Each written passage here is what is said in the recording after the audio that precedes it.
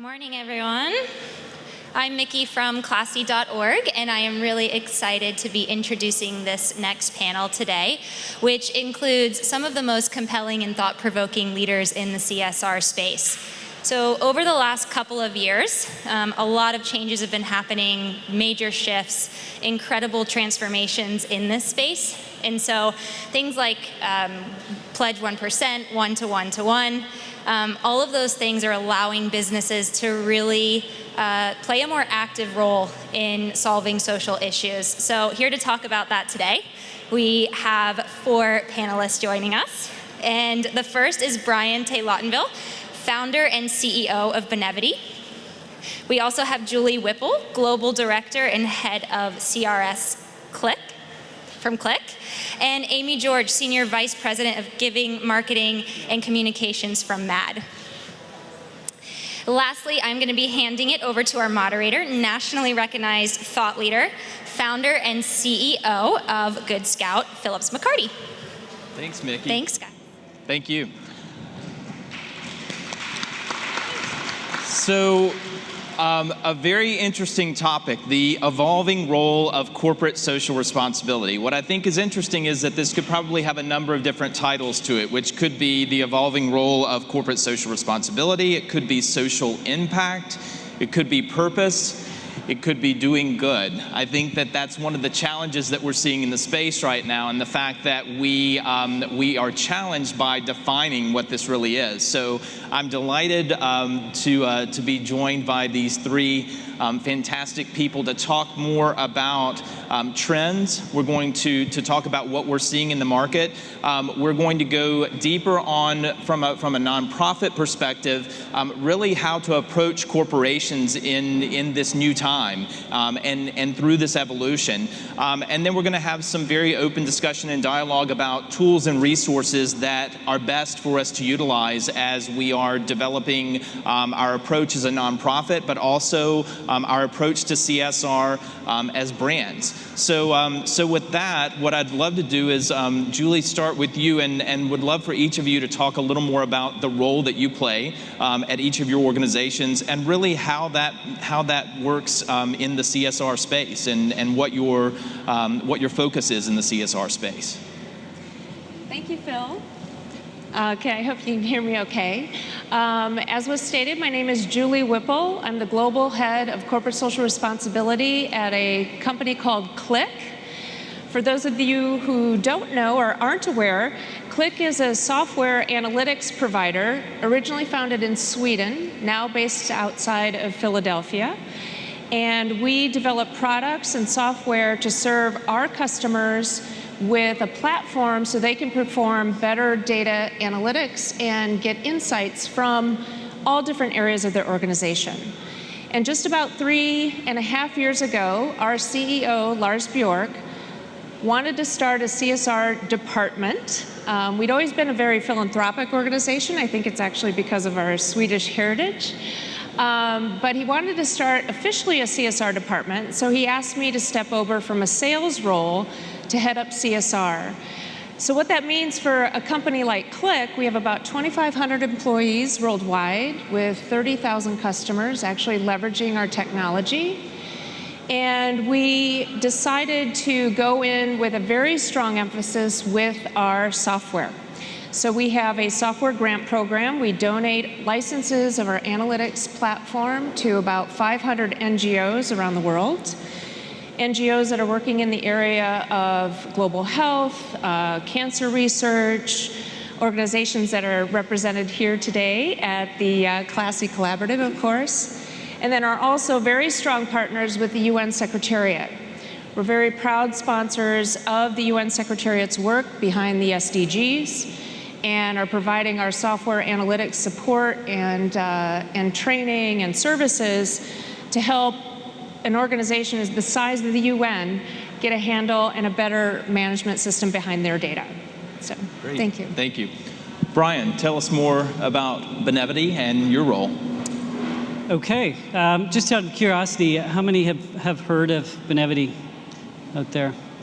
Oh, good. Well, a couple years ago, it would have been the 2 employees we have in the front here. But just for some context, we we have just over 310 enterprise clients who use our software, representing about 3 million employee users in the workplace giving, volunteering, and pro-social behavioral change sort of space.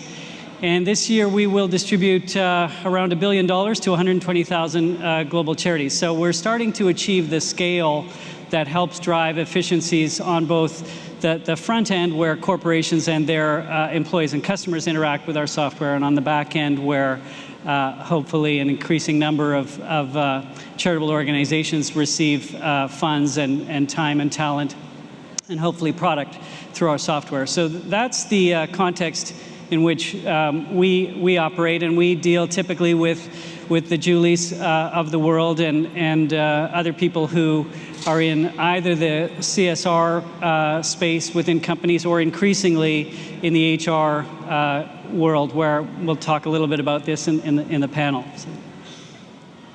Hi, everybody. I'm going to say that again. Hi, everybody. I'm Amy with MAD, or Mothers Against Drunk Driving.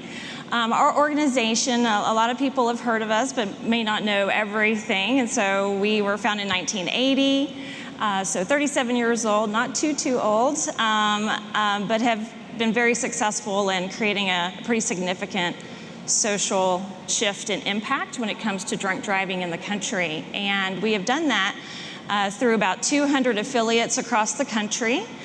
So we have a field that's very diverse around the U.S. We have about 350 staff. We have about 6,000 daily engaged volunteers that do mission work in our local communities. And so in my role, I oversee all fundraising for the organization, as well as marketing and communications, so everything on the development side as well. And really, I think for today, hopefully I can share some more tactical kind of boots on the ground experience of things that have worked for us, haven't worked for us, from a national level. So I specifically negotiated our relationship with Uber. So I've got stories later. No, I could write a book, but it's been an interesting ride, and I can share some of that. Same thing with NFL and other corporate partners.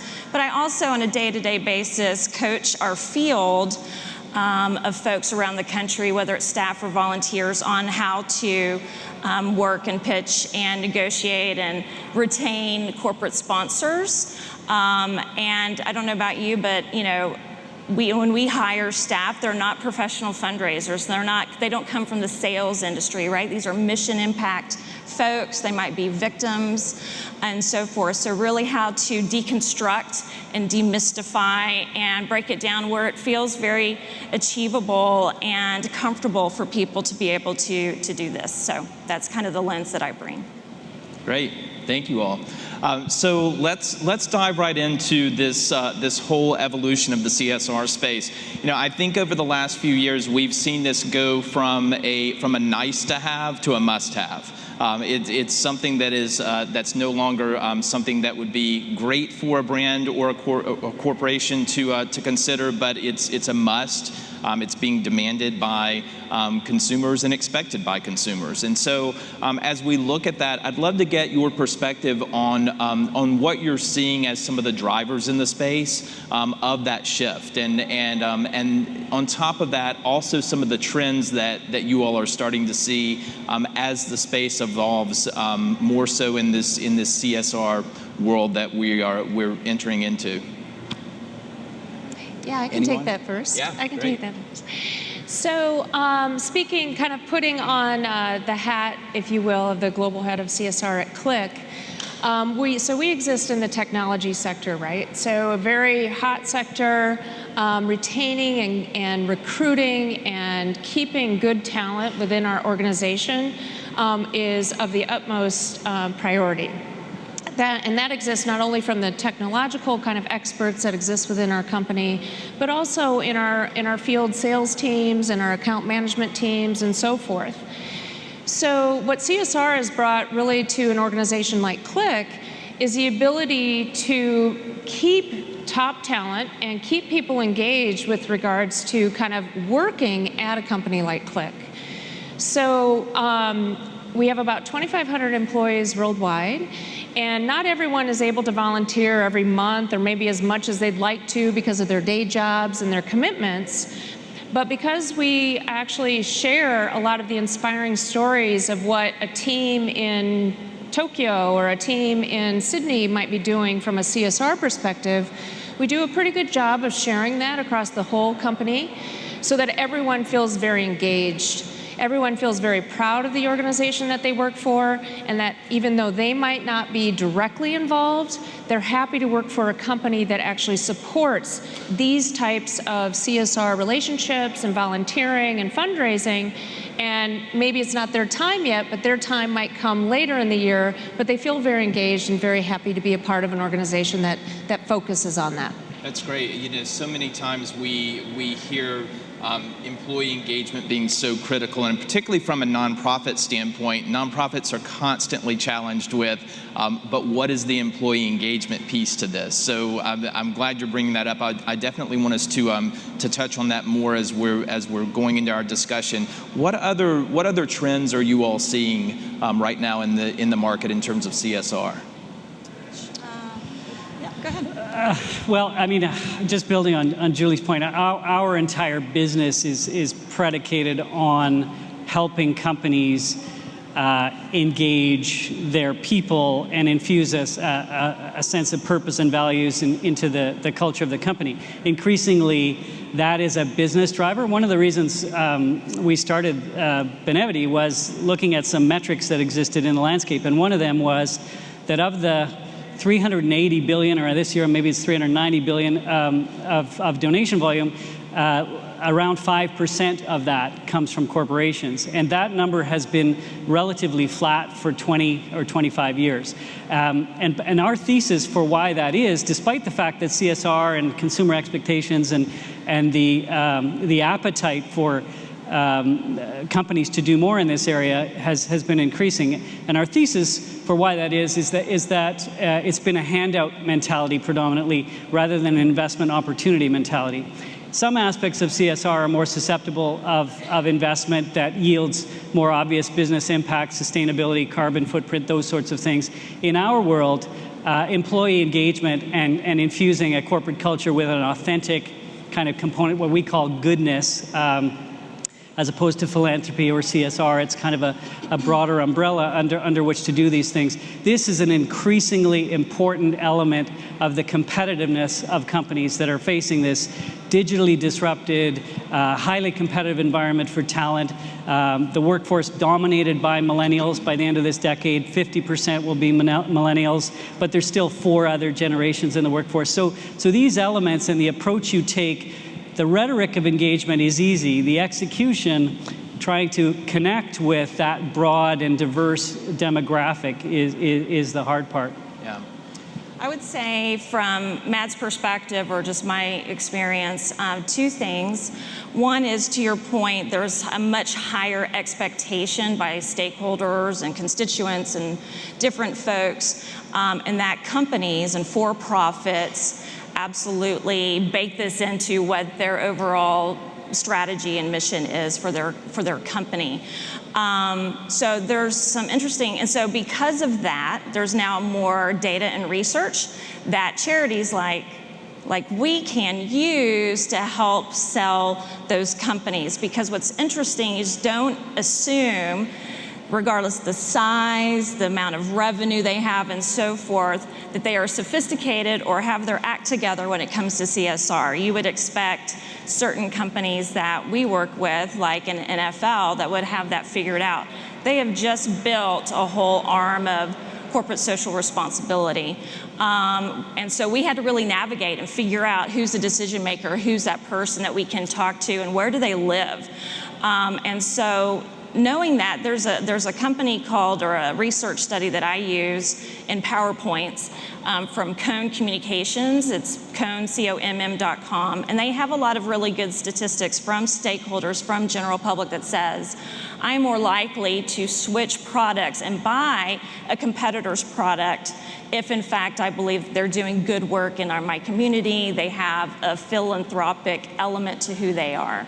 And there's a lot of really good statistics that charities can use to say, even if you haven't got this figured out internally, your public and your consumers and the people who are going to purchase your products and support your brand expect you to do it, and you're actually going to see business and revenue goals as a result of doing it. The other thing I would mention that we've seen is the shift in how money has been written to us, really. So it kind of longer than gone for us, at least, the days of sponsors really owning a program or a service and writing that big check of a national presenting sponsor of something. And there was that phase, and then that kind of dovetailed into, oh my gosh, we were in this panic for competing in a lot of ways with other charities on CRM campaigns and licensing and rebates and charitable sales promotions and point of sale and all of these things. And now it feels like it's become a little bit more diversified, in which now you kind of have a lot of options that you can talk about and start with, and you can start small and grow big. You don't have to say, gosh, if I don't get this huge check, we can't have a relationship, and vice versa. So. Great, yeah. I think that we're definitely seeing that change, and we talked about that earlier in terms of how corporations are really going about kind of gone are the days of true cause marketing, and it really is a hybrid approach now, which we have to be very attuned to. I just want to go back a little bit on the employee engagement and touch a little more there. And specifically for Julie and Brian, and certainly Amy too, but when you all are looking at how nonprofits can best bring employee engagement opportunities to the table for corporations, can you touch on that a little bit? That's one of the biggest things that nonprofits are up against, is how are you going to engage my employees? What is that going to look like? Is it going to be through volunteering? Is it going to be through giving? Is it both? Is there something else there? So could you all talk just a little more about maybe give some tips and advice and thoughts there on best practices? Right. Yeah, so I think the advice that I'd like to give is to think outside the box a little bit, right? We all typically kind of think about the charity's mission, if you will, and trying to figure out who could be a partner in that mission that aligns itself with their CSR platform. But there's another way to look at it. Every charity has a finance function, you have an HR function, you have a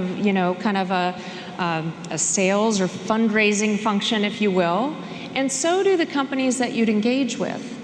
So think about actually aligning your finance function with a finance experience from one of your CSR partners.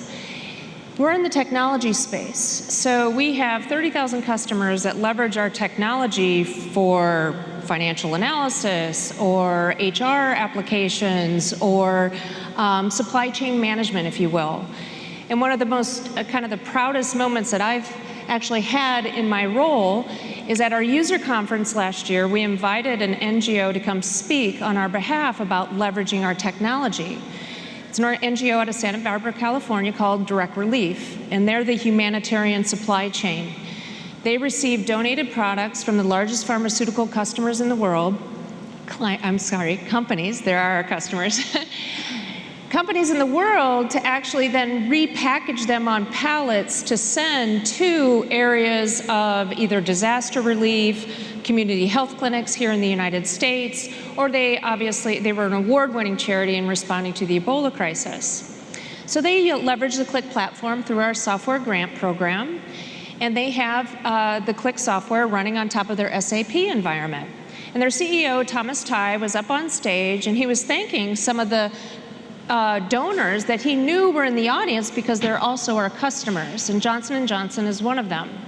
So Thomas Tai was up on stage and he said, you know, right there, Johnson & Johnson is one of our longest and strongest supporters of Direct Relief, and we're very proud because we know that there's some members actually in the audience from Johnson & Johnson. Well, the Johnson & Johnson CIO and IT team that were sitting in the audience, they had no idea. They had no idea that Johnson & Johnson was one of the largest supporters of Direct Relief by donating their products to Direct Relief to get out into the area of disaster relief. And the IT team actually came up to us on stage after the speech and said, well, we want to help out. We know data, we know analytics, we know supply chain, obviously, and probably are one of the best companies that do it well. And we'd like to donate our time, our IT department's time, to help Direct Relief use data more effectively and efficiently so they could have as good of applications as what we have at Johnson & Johnson.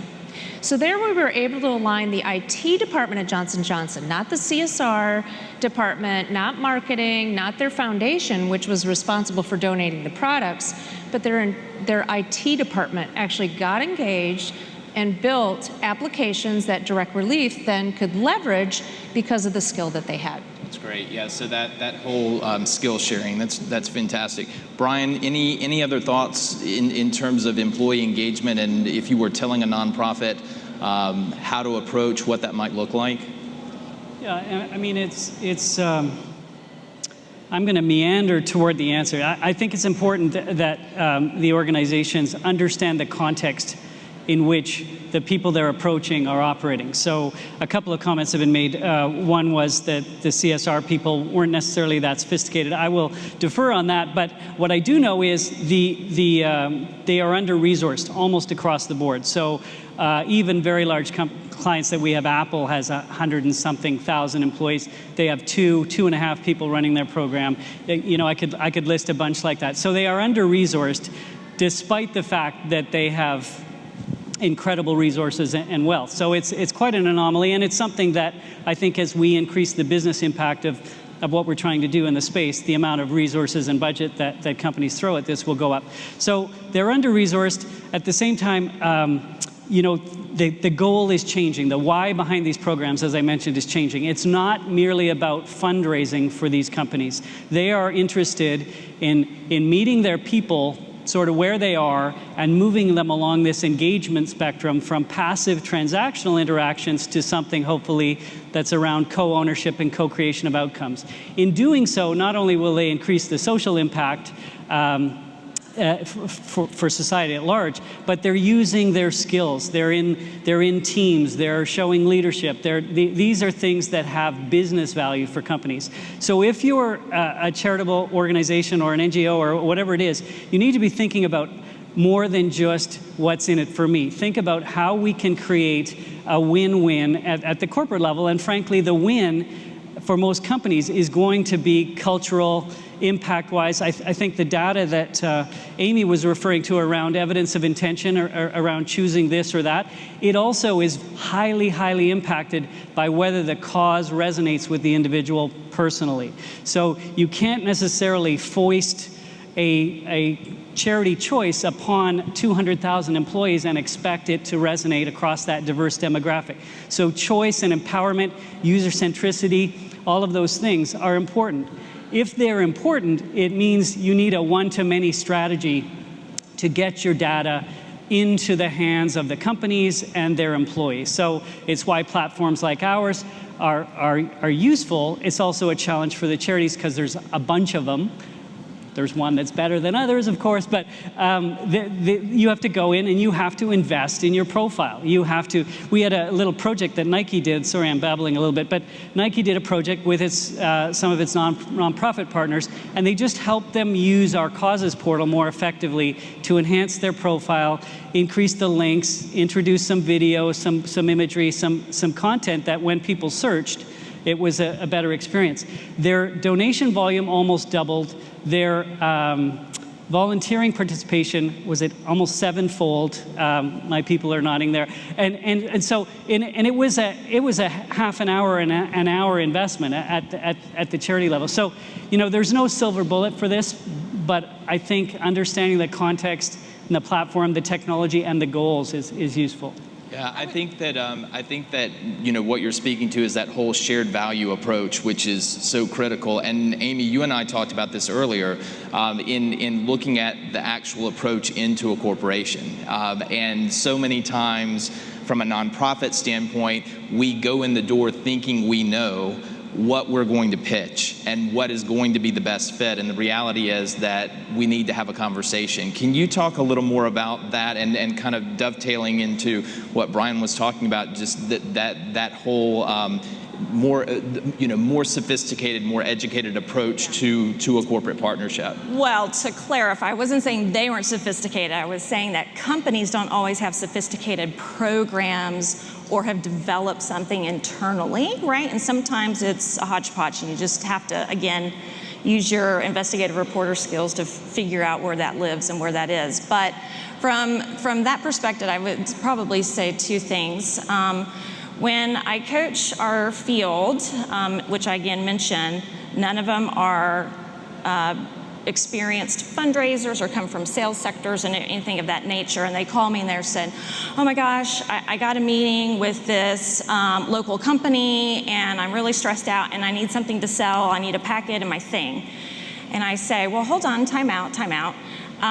Talk to me about what your plans are and so forth. Well, I'm going to walk in and I'm going to hit them up because I need a golf sponsor, and then I need some volunteers for an event day and so forth. And I say, I know this is revolutionary, but what if you didn't go in with already a planned approach, meaning I want you to be prepared, but don't go in assuming you know what they want and to sell them on it.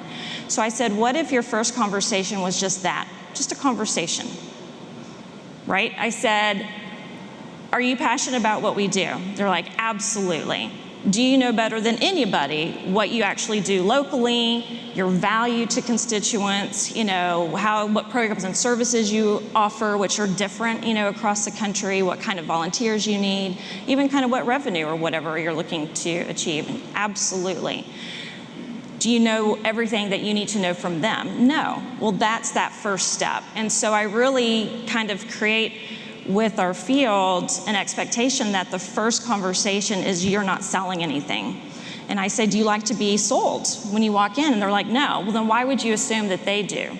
Even though they're the group that could in fact write a check or deploy volunteers, don't assume. Let's build a relationship. I have an actual corporate sponsor, potential sponsor meeting here in Boston tomorrow, and I emailed her and called, and we've had 2 conversations. There's been no proposal, no concept paper, anything of that nature. I said, hey, I'm in town, would love to connect. You want to have coffee? She was like, what needs to be the agenda? How many people in the room? Where are you going to? And I said, no. I just want to visit. I just want to talk. I'm just trying to, I don't tell her this, so I'm trying to build a relationship. And it just kind of diffuses this thing that people get real nervous and they're ready to say no, and then you've got to, it's really about listening to what they want. And I know that seems so obvious and so kind of cliche even, but I see it happen or not happen all the time, every day, when we're working with sponsors. So really try to take that step back, have the conversation, have a dialogue, listen, ask them questions. Some of the things I ask them, because a lot of times what I hear up front are, well, we already have a CSR pillars figured out and you don't fit in our CSR strategy. And I'm like, yep, I get it, I know. Is drunk driving any corporate CSR pillar? No, not at all. So from a value proposition perspective, I have to work outside CSR pillars. So when I say, I'm not trying to get inside of your CSR pillar, one, they kind of, okay, now I'm listening, because that's very odd. They say, 2, you can't replace one of our existing charity partners. Not trying to, don't want to. Those are amazing causes. They deserve to be given to. And so I ask them as to and it's more of an intel. I'm trying to get from them decision-making processes. Why did you choose them? What was it? What are the goals? What are they be able to bring to the table to help you achieve your brand and business goals? So MAD, because we're such a non-traditional charity partner, I really have to look at this as how can we help brands solve problems? Because I'm never going to be at the top of anybody's list to call and say, I want to give money to you. Not that group. And so if I can think through how to problem solve for them, so for example, with Uber, they needed to, and we started a relationship 3.5 years ago, and they were like, 2.5 years on the market. They were baby. And they needed to get regulatory kind of framework so they can actually do business, which is bottom line, that's their business goal. And they had very different brand challenges then than they do now.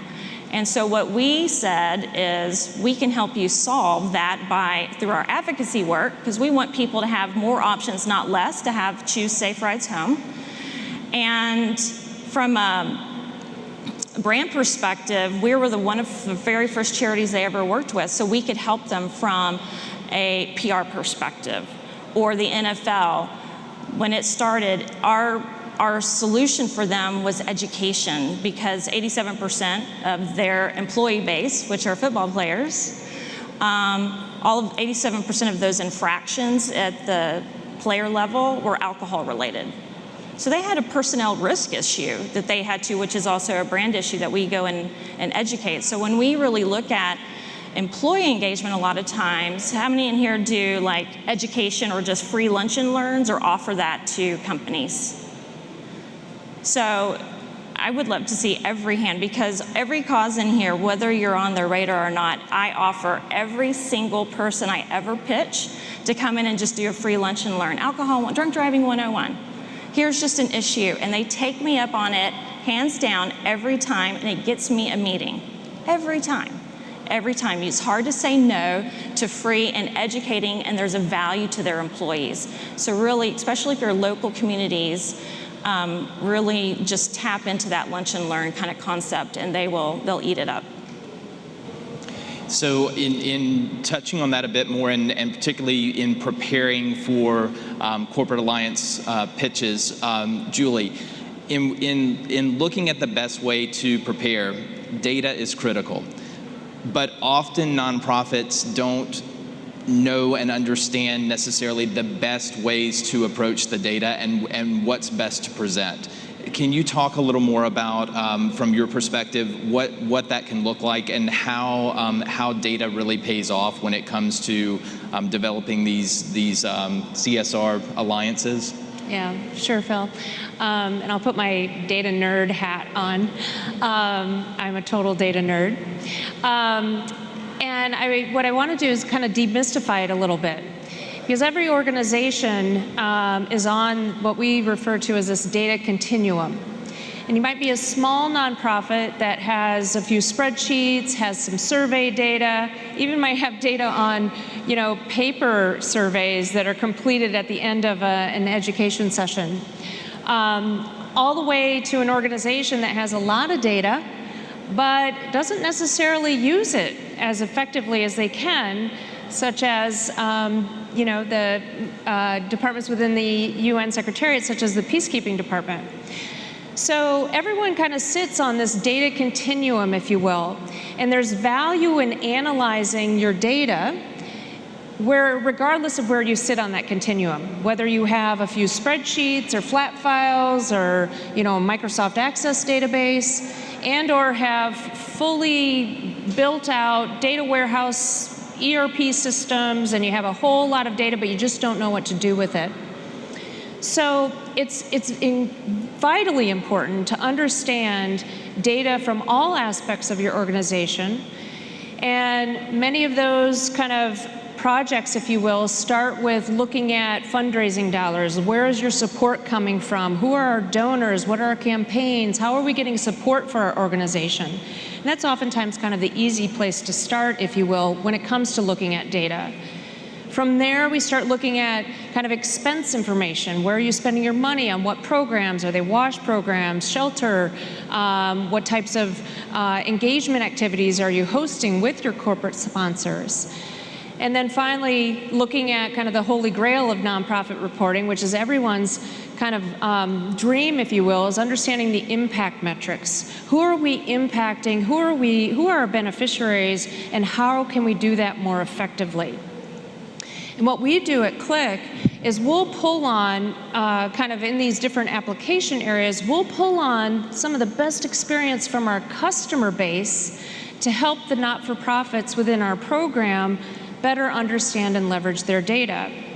Harvard University Alumni Association is actually a customer of ours, and they have a donor analysis fundraising application that is probably one of the most sophisticated applications that I've ever seen. And they were very willing to donate their time and experience to share best practices in fundraising and donor analytics for the nonprofits in our program.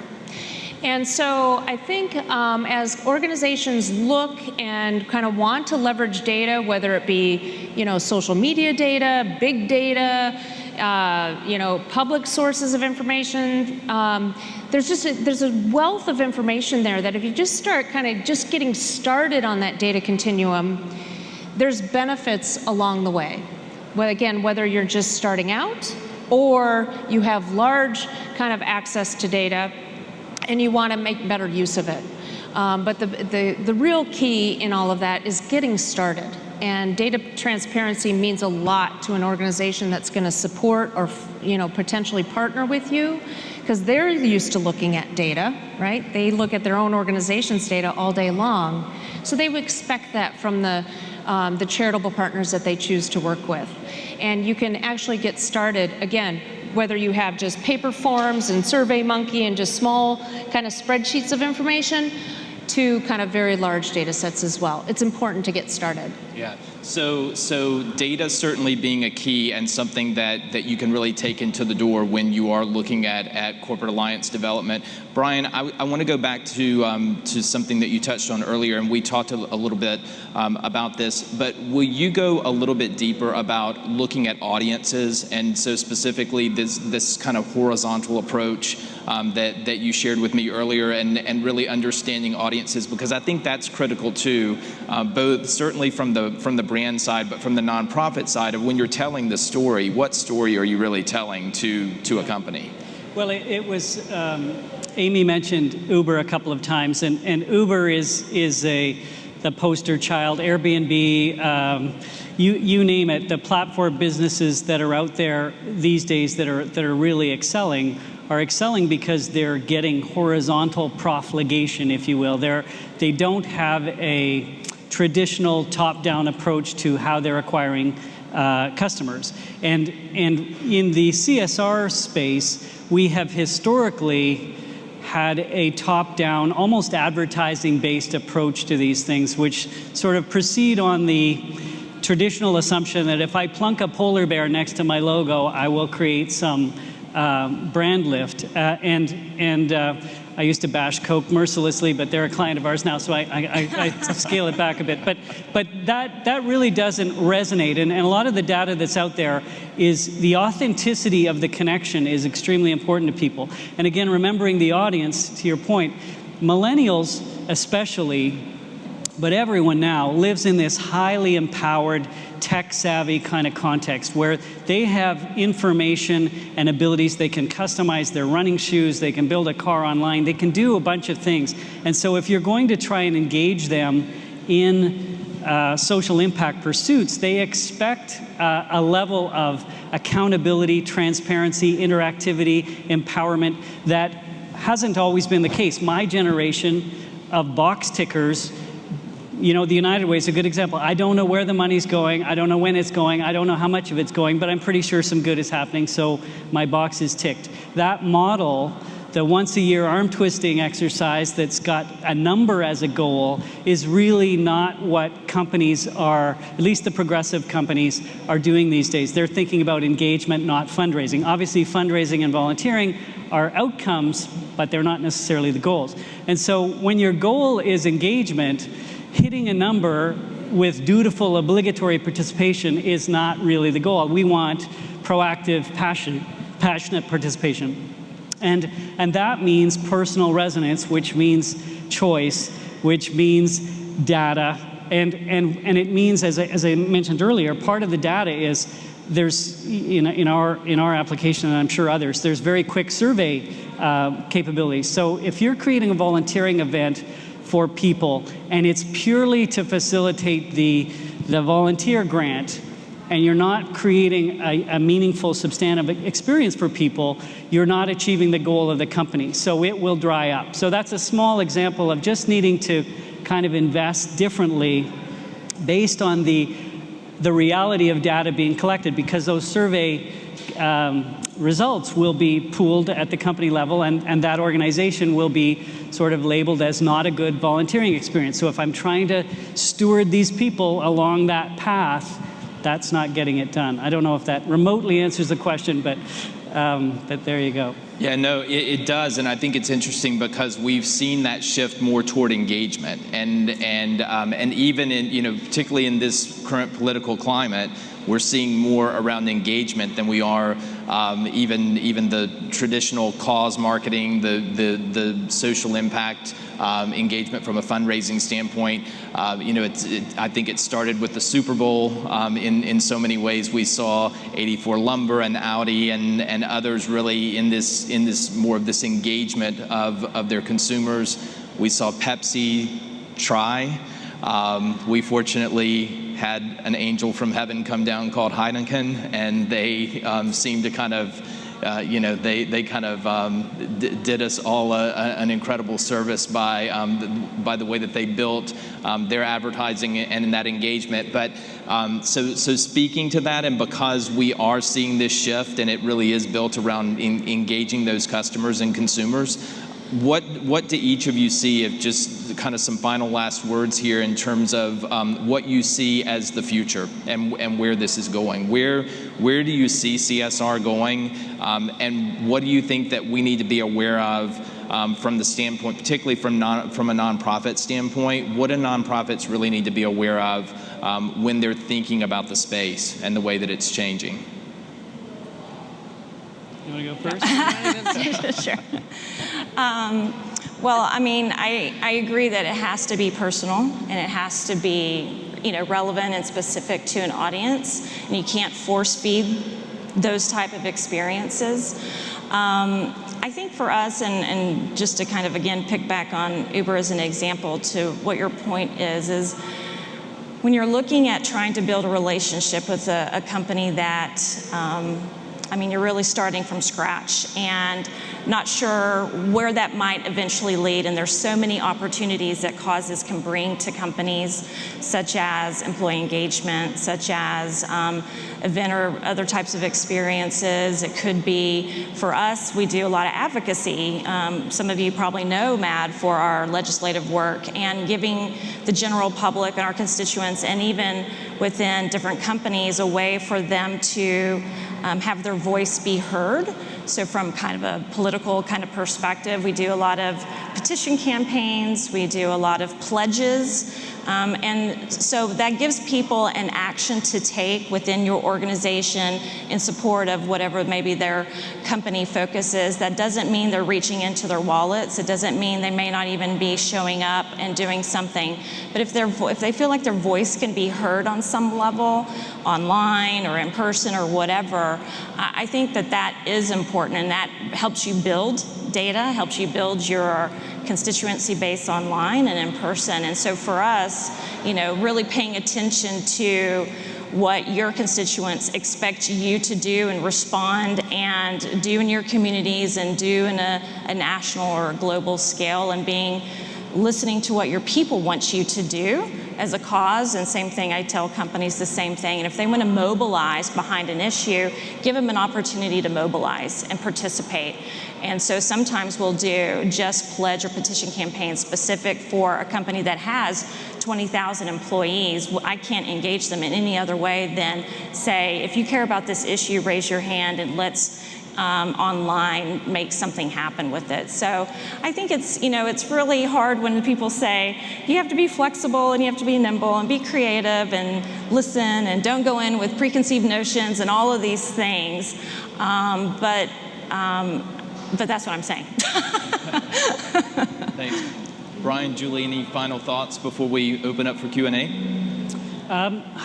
I guess when you say what the future is, I think we're in the early stages of the future right now, and I think it will continue, especially as the old white guys start to get replaced by a more diverse leadership group that has grown up in a context where it wasn't a top-down approach to social impact and things like that. So we'll have this continued democratization of these things, which creates a tremendous opportunity, I think, for not just big brand charities, but smaller ones that are doing impactful work, because these companies have to be global and local. So it means that these big brand initiatives are not necessarily the only things that they'll be doing. And when you move away from a once a year mindset to a year round kind of approach, then there's more opportunity for other organizations to get involved and stuff. So I really think it's, and then you've got your friend with the orange hair who's really contributing to a bravado, I guess, companies stepping up and being much more willing than they've ever been to really say who they are and do things. We had Apple, who has historically had a fairly low-key program, do a 2-for-1 matching program in February that raised, I don't know, was it close to $50 million from their employees?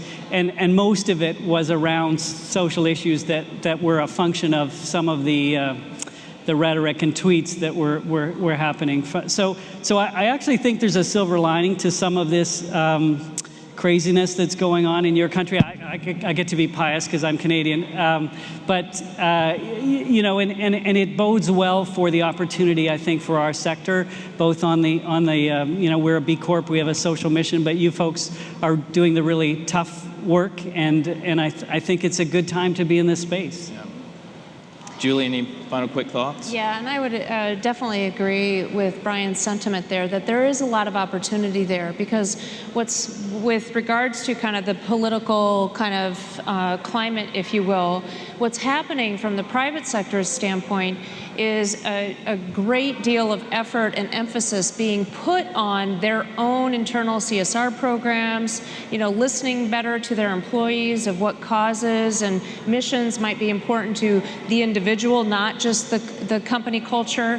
So I think there does exist a great deal of opportunity at this point in time to really engage with the private sector community to kind of, if it's not supplanting maybe lost revenues from, you know, maybe a federal organization, at least it's kind of providing a new angle, if you will, for that communication to occur. The second probably trend that what we're getting involved with and what we see is organizations taking a very strong response towards the impacts of climate change. Private companies who might have been looking at their supply chain risk with regards to access to clean water, or, you know, kind of looking at their supply chain and how can they be more efficient to obviously make decisions to be less or more, have less of an impact on our on carbon. You know, they're really upping the ante with regards to kind of their necessary resilient kind of measures to be taken with regards to climate change. And it's not just maybe sustainability or environmental organizations that really kind of stand to align with that, but in meeting with an organization like the Gap, for example, that takes water very seriously, obviously, because it's a big part of their supply chain, they're actually supporting organizations in their areas where they develop or manufacture their products who are focused on driving clean water initiatives in those local communities. So there's opportunities for kind of social and charitable organizations to connect with corporations on that kind of sustainability track in very unique and very impactful ways. Thank you. So I think key takeaways are about engagement. It's about understanding that audience. It's about holding a moment before you go in the corporate door and really listening and really having that discovery. So thank you all so much for sharing incredible insight today. Really appreciate you joining us. And we have a little bit of time for Q&A, so I want to make sure that we open the floor for Q&A. I think we have one over here. Hold it close to your mouth. Okay. Hi. My question is about, you're talking about how we should be using data and how we need to be engaging with our donors. But on the flip side, when we're interacting with companies, they often don't want to give us who your donors are. We get a lot of anonymous employee gifts, and even sometimes our volunteers, they don't want to give us the list of people who attended our events. And I'm wondering if you have any advice about that and about how we can meet, especially millennials, with what they're asking for and that engagement when their companies don't want to even tell us who they are. And I say that, I want to add that I'm currently undergoing a project of trying to get more of our third-party gifts, which is what we call gifts from Benevity and other aggregators, And we've discovered that some of our third-party givers, our employer givers, are also giving to us aside from that, and we didn't know that. So, thank you. Yeah, I may maybe take that one. And it is a big problem, not just for you. Frankly, we recognize the importance of stewardship, and we're trying to help you do that better. We're a little bit fettered as well, in the sense that I think you're accurately identifying that many companies, it's not that they don't want you to have the donor information, it's that they don't want to work at persuading the people to give it to you. And in fact, we had a piece of functionality that we wanted to put together that would have given the charities a one-time sort of override of the privacy setting to give just kind of an acknowledgement that the money has been received and do you want to interact. And that we presented it at our user conference a couple of years ago, and that got universally kiboshed because the CSR folks do not want to yet rock the boat in their companies. Often, they, not all of them, but generally speaking, they don't have the clout or the budget, or and if push comes to shove, they would prefer to stay relatively under the radar. So when you're getting issues like privacy and squeaky wheels, because people complain about being harassed by charities, that is a reality. Not everyone knows how to do it well and does it with a cadence that makes sense and stuff. So it is a tough one. I would say we are working on it at the user level, trying to make it easier for people and so that they know they can set those or change them. A lot of companies, the default is don't give the information, and we can't tell them not to do that. That is how they configure the software. But we can tell the donor at the time of donation, and then the flip side of that is you don't want to kind of interrupt the shopping cart path, if you will. So it is a genuine, difficult problem and I share your pain. Even though we're ostensibly the cause of some of it, it is a challenge. I'll just add to that quickly and say that one thing that we've seen with a lot of our nonprofit clients is that they have developed a social champions program. So it's a little bit of a way around that. It's by no means a cure-all to what you're talking about, but rather than approaching it from a donation standpoint, having employees become social champions and really get behind your various social media efforts, signing up through a particular portal, and so it at least helps you to start to gain some of those names. And then I also wouldn't discount, there are a number of ways to overlay your data internally to be able to track and identify where people do work. So even though you may not be receiving it from the corporation, there are ways through data overlays that you can at least get somewhat of a picture of if you're seeing a lift from some of your corporate partnerships by performing those data overlays. Fortunately or unfortunately, there's more data out there about each of us than we even want to imagine. So it's a little easier to do now. I think there were other questions. Yes. Perfect. Hi, I'm Melissa from Plant with Purpose, and you all spoke a little bit about the importance of employee engagement. And I'm wondering if you had some good examples of employee engagement done really well from a nonprofit standpoint and what a nonprofit can offer in that sense.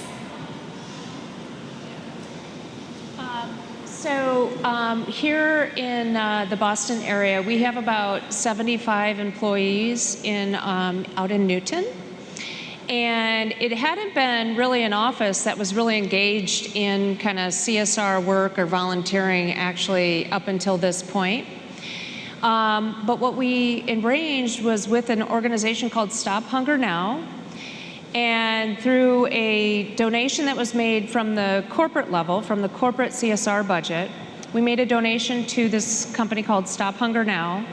And they literally came into the office. They made it super easy for our employees to get engaged. We invited the children of our employees to come and take part in this activity. And for a span of about 4 hours, we had around 60 people packing individual-sized meals that were going to be sent out through organizations like UNICEF and others that were addressing world hunger. But Stop Hunger Now actually bought all of the materials. They brought in the truck. They made it super easy to put on this CSR engagement activity for our employees and their families. And really, we made that donation, very proud to do so, but they did all of the lead work. They made it super easy for us. They came in, they talked to the children about hunger.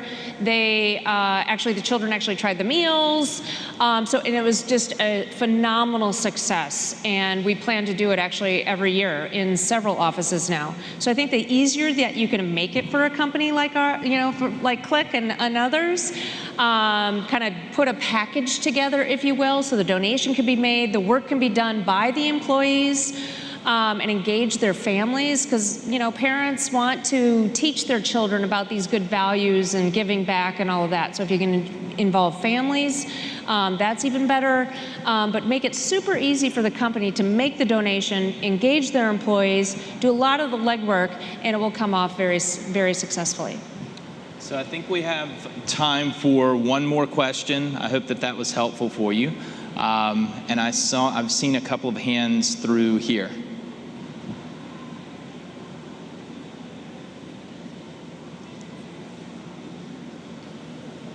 Hi, sometimes the hardest part of CSR is just getting your foot in the door. So do you guys have any suggestions for how to get in contact with people who are head of CSR? Sometimes it's only 2 people in the company, so it makes it even harder. And getting in contact with those people or just key decision makers? So for us, a lot of it is just mining your network of who you know that might know somebody that might know somebody. And so don't be afraid to ask for introductions. So a lot of the folks, the decision makers in companies, I don't know them personally. And they may not be, we're not on LinkedIn together, or I know that they're third removed or whatever, but if I can find somebody who knows them to say, would you be willing, I just need an email introduction. There's no harm, no foul here. If it doesn't turn into something, that's not on you, the person who's making the introduction. So to have a little bit warmer lead than just sending a cold call or a blanket email. And so we really try to uncover, we look at donations that have come in, if there's an email handle that's even similar to a company. Well, I will try to find any way in through from a warm perspective than doing any kind of calling a main line or just sending a blast email that says, hi, you don't know me, but I'd love to talk to you about XYZ. I've never seen that work.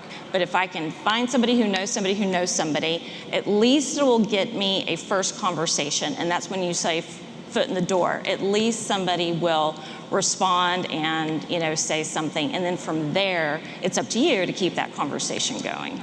I would just add one quick thing, and that is don't forget about user-generated content, and that is the donors that you have that are employees of companies have every bit as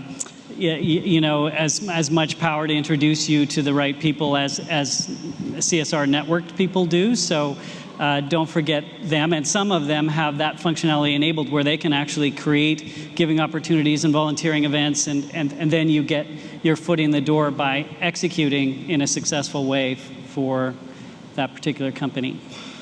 Thank you, and thank you all so much for joining us. Thank you, Julie, Brian, and Amy, for again your great insight and for sharing this evolving area that we will continue to watch and continue to track. So thank you all. I hope you enjoy the rest of your day.